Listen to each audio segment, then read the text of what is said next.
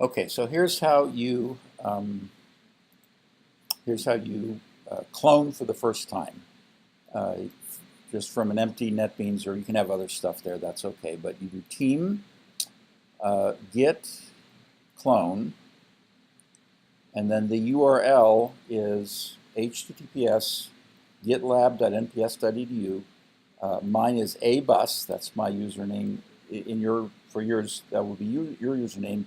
And then this is mv3302 code.git. Now your credentials here, this should be your NPS username and your NPS login password. And I would click save password if you're okay with that. That just saves a lot of typing later.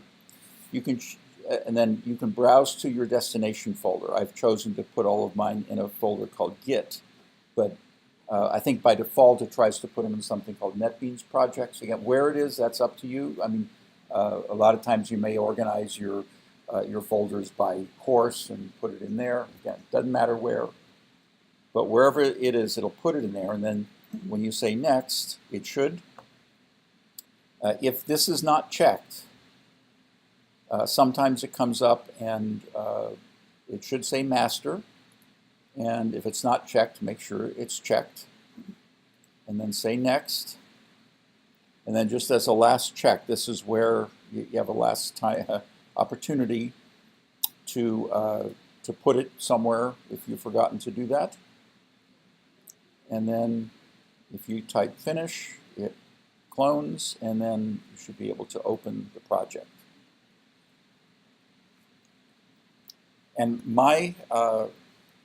I named my NetBeans project class code to distinguish it from yours, which would just be code. So the reason for that is that I think the best way for you to work with this is to have two projects, one that's yours and one that's mine, and this is just a way to distinguish the two. Okay.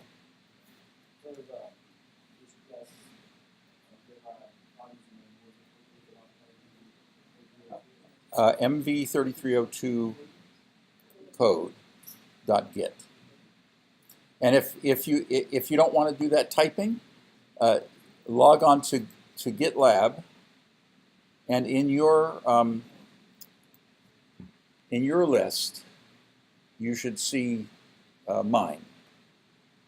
If you just click on that, then somewhere in the middle, they have the URL here. The one they present by default is the Secure Shell one. I've had sometimes, you have to set up a public-private key to do that. Some people really like that.